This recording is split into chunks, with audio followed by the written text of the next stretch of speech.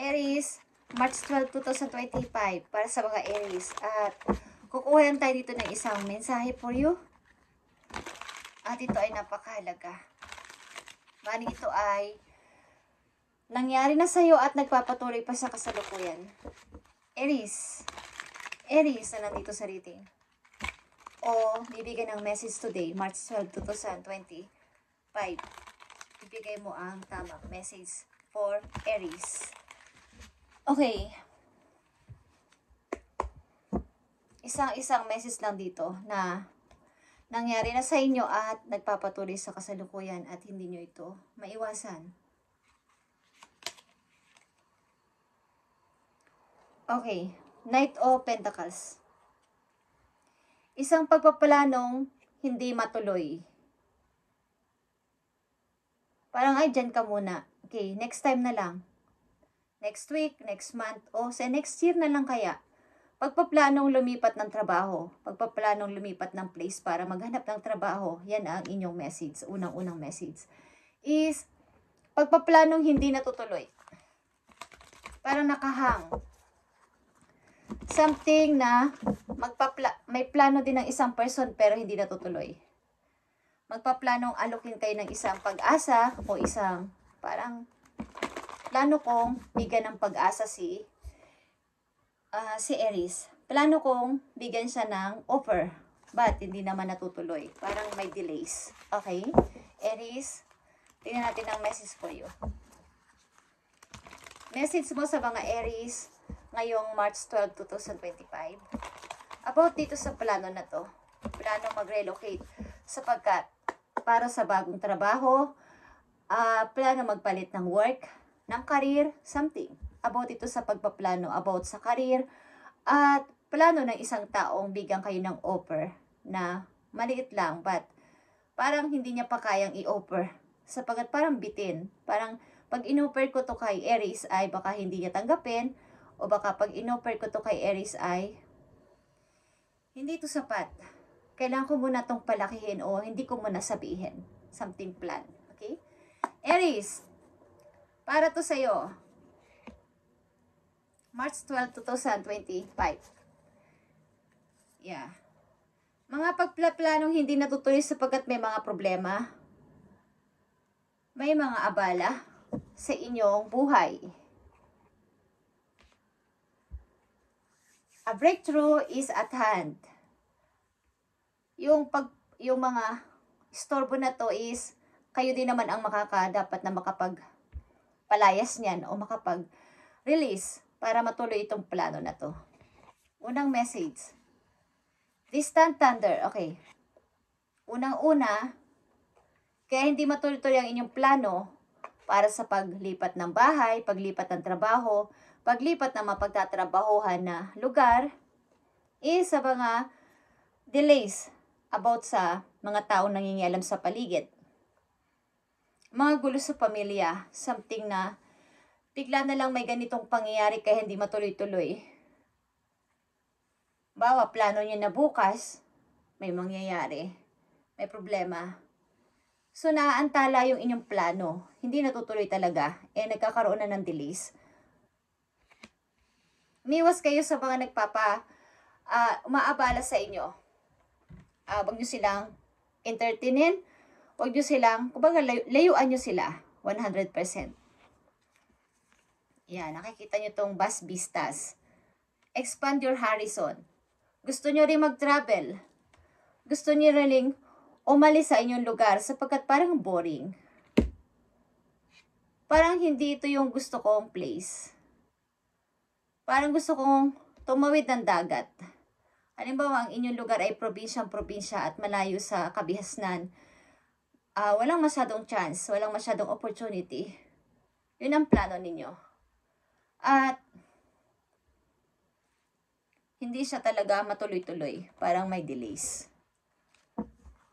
Kayo ang makakapagpalaya sa sarili ninyo. Alisin nyo ang mga pumipigil sa inyo. Umpisa sa inyong utak. At mga taong sangkot sa buhay ninyo na nagpapapigil sa inyong pag-unlad.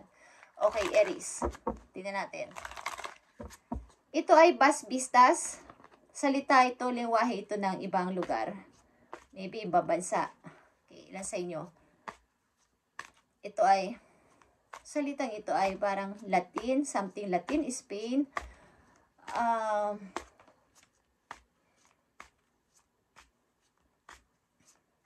Balak nyo umiba ng bansa. Kung kayo nasa ibang bansa na, gusto nyo pumunta sa other country, pero ibang bansa pa din, kung kayo ay Pilipino, okay?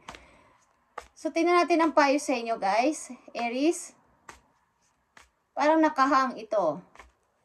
Ang plano na to. Parang wait lang, sandali lang.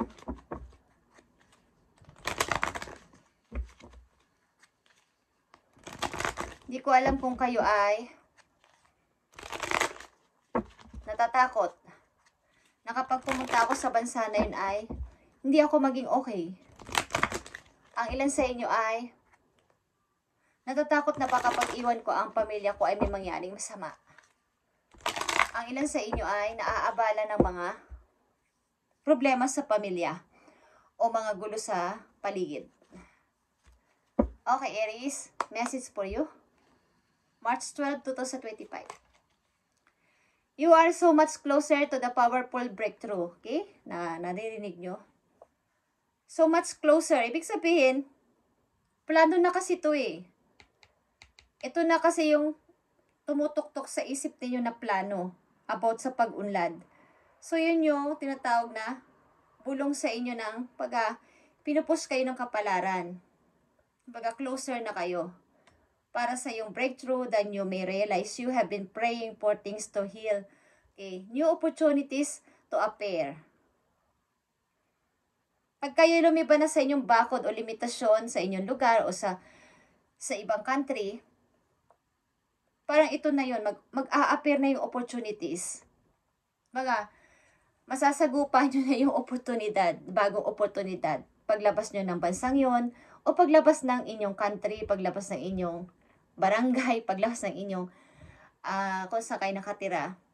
Doon nyo lang mahaharap yung opportunity. Kasi andun, hinihintay kayo, okay? Relationship to improve and these prayers will be answered soon. Maaari ding ang ilan sa inyo ay may offer ang isang tao galing sa ibang lugar.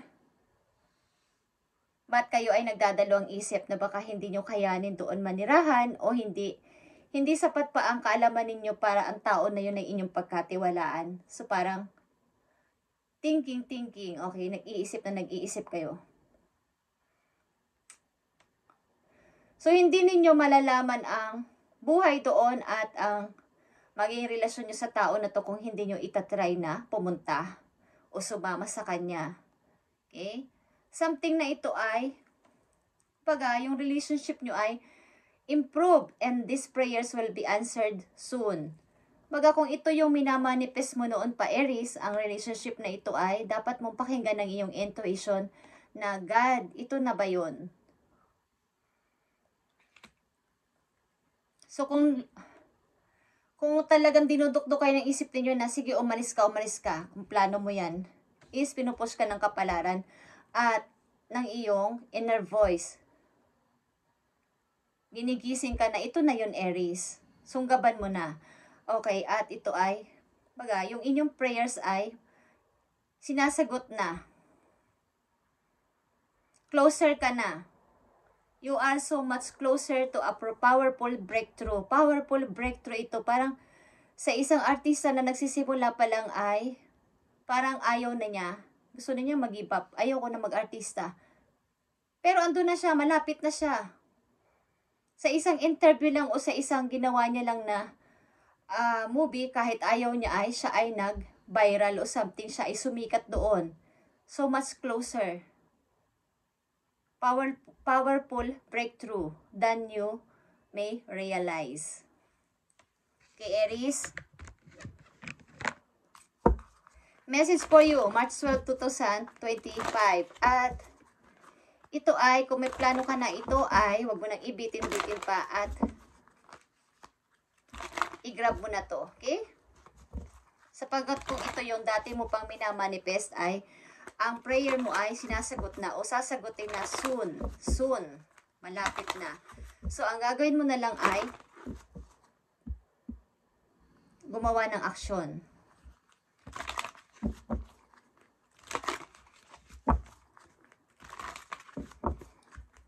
I need message for Aries. I need message for Aries. Yeah. Nakikita nyo ang fairy spotting. It's time to fairy spotting. It said that seeing is believing, but in fact, the opposite is true. Believing is seeing. Okay. Something nang yung kasabihan na yun ay alam kong alam nyo na kapag nakita ko na at andyan na, saka lang ako maniniwala. Meron din naman mga tao na kahit hindi ko pa nakikita, naniniwala na ako. Yun yung dapat ninyong isipin. Okay? Na sumunod kayo sa nararamdaman ng inyong puso, ng inyong isip. Timbang-timbangin ninyo yung dinidikta ng inyong isip at puso kung sino ang mananalo doon sa isiping yun. Ibalabalansin ninyo. At mag-ask kayo ng help doon sa heaven na kayo ay tulungan mag-decide.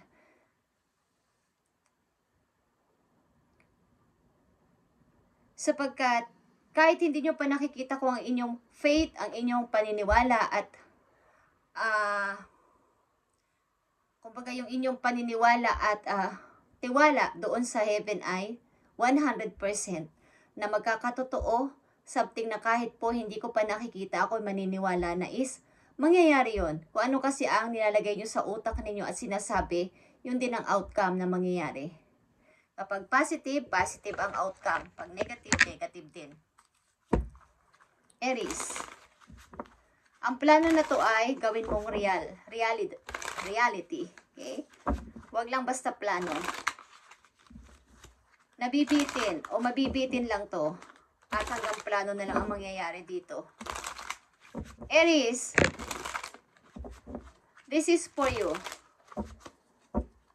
Sa mga Aries na nandito sa reading, itong plano na to ay malapit ka na sa iyong tagumpay. Powerful breakthrough ito than you may realize.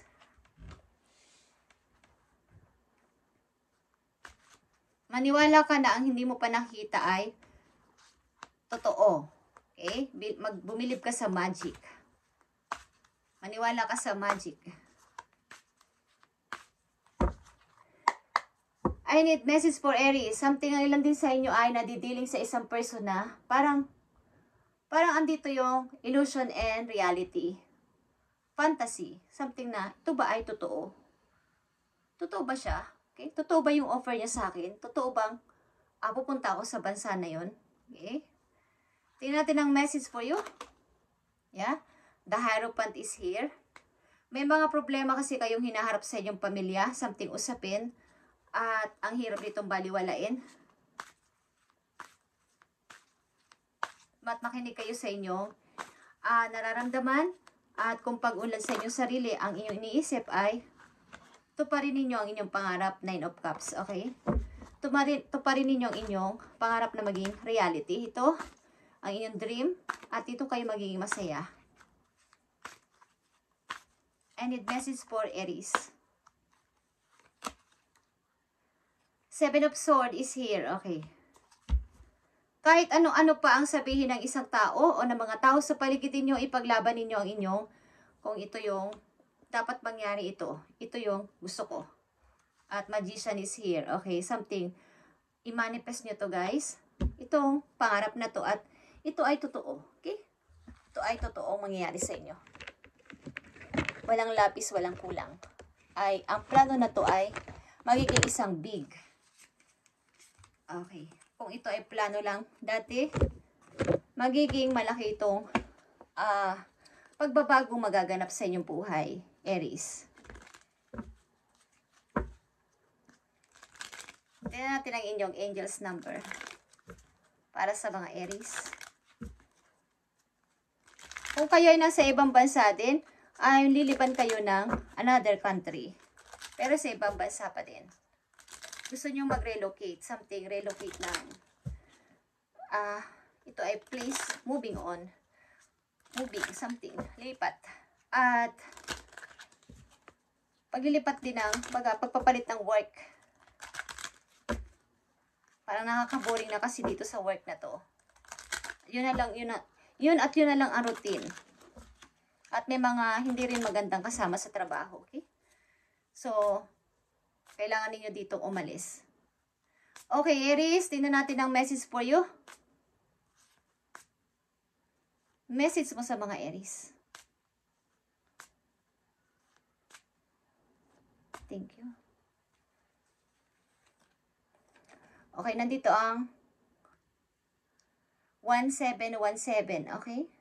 1717 na inyong angel's number. Time has come to rely on your knowledge, Aries, your wisdom and your ambition. You have an important soul, mission, and life purpose. Learning on your inner strength will allow more your path to unfold ahead. Okay. At ito ay 88 din, guys.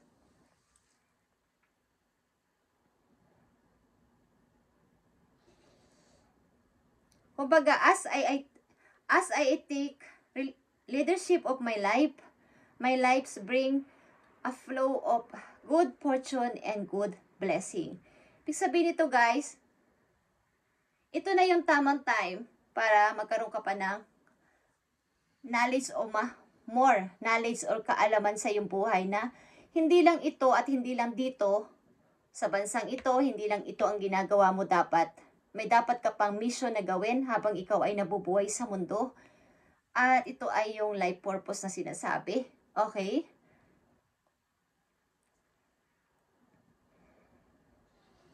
Ikaw ay pwede maging leader sa inyong sa pinasukan mong company. Pwede ka pang magkaroon pa ng kaalaman higit sa kanila, sa mga kasama mo at magiging leader kanila. Okay? Meron ka pang mission na dapat na gampanan sa iyong buhay, hindi lang dito sa lugar na to, hindi lang dito sa iyong trabaho na to, o sa mga taong involved dito sa buhay mo na ikaw ay hindi na masaya. Kailangan ikaw ang mamuno sa sarili mong buhay, ikaw yung maging in charge sa sarili mo sapagkat ikaw ay emperor, kay Aries. My life brings a flow of good fortune and good blessing. Kailangan patunayan mo sa sarili mo na kaya mo, hindi lang basta plano. Kailangan mong malaman na hindi lang ito ang dapat mong gawin sa buhay, marami pa at marami pa kang dapat marating. Kumbaga, ito ay isang powerful breakthrough na mangyayari sa iyo na akala mo hanggang doon ka lang. Parang sa isang trabaho sa isang company na ipinapakita sa iyo ng mga tao doon na diyan ka lang, Aries. Wala kang kakayanan tumaas ang posisyon o mataasan mo kami. Pero pag trinay mo lumipat sa ibang company o sa ibang mapagkakaabalahan, is ikaw yung leader doon. Ikaw yung parang may alam. So kung sa palagay mo is parang kang nadidrain na doon sa isang lugar na yun o sa isang sitwasyon na yun o trabaho na yun ay, kapag pinupush ka ng kapalaran at may opportunity at dinudukdok ka sa iyong isip ng ganitong klaseng kaisipan, ay itry mong mag-research, ihingi din ito ng guide sa taas, how ka mag-i-start, at tutulungan ka ng mga guides mo dun sa heaven na makapag-decide dito. Okay? Ito yung tamang time para mas malamang pa sa sarili mo na ikaw ay may dapat pang alamin pa at meron ka pang mission sa mundo. Ito ay life purpose, kumbaga, is marami ka pang dapat na malaman sa buhay mo na meron pa pala akong dapat na alamin pa. O alam ko pala tong bagay na to. Parang hindi mo kasi pinagkakatiwalaan ang iyong kakayanan. Okay? So, ang ilan din sa inyo ay may kakayanan na magsalita sa iba't ibang wika. Okay. Something na iba't ibang language ang ibig ko sabihin. Matalino, okay? Ang ilang mga Aries na nandito. Kaya makisabay sa mga lahat ng kanilang mga makikilala sa Sa trabaho man yan o sa kanilang lugar na tinitirhan, kaya nilang makisabay. Okay? Aries, this is for you. Nandito ang healer of emotion. This is a time to follow your heart, Aries. Feel the fullness of your emotions.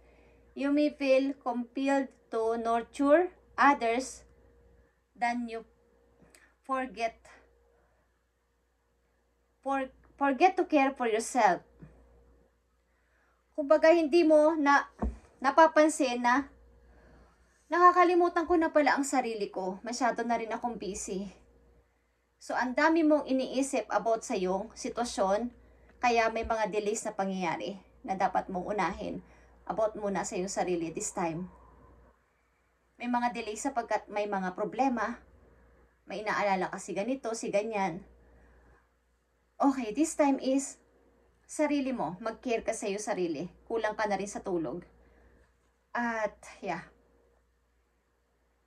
Hindi rin maayos ang, kumbaga, yung paligid mo. Hindi rin maayos yung pagtulog mo at pamamahinga. Okay, ito ay 9 of Swords. Okay, thank you Aries, at ito ang inyong reading ngayong March 12, 2025. At ituloy-tuloy mo tong plan na to. Huwag kang matakot na i-start ito. At kung ano man to, kahit di mo pa nakikita, maniwala ka na ito yung mangyayari sapagkat ito ay iyong minamanifest noon pa. Matagal na. At kunin mo ang talagang para sa'yo. Huwag kang matakot kung may mga tao may magalit sa'yo sapagkat meron kang mga dapat pang malaman na skills na parang akala mo ay hindi mo kayang gawin. But ito pala ayun, dito pala ako fit. Dito pala yung kaya kong gawin at mas aangat ako dito. Thank you Aries, and God bless sa inyong lahat guys. At pagpalain kayo ni God sa mga gagawin nyo pa at paplanuhin na to ay huwag nyo nang ibitin-bitin pa. At kung may offer ang isang tao, pakiramdaman ninyo at inyong i-grab kung ito ay napag-isipan yung mabuti at ihingi nyo to ng help doon sa taas kung talagang kayo ay nahihirapang mag-decide. Okay, Aries, thank you and God bless.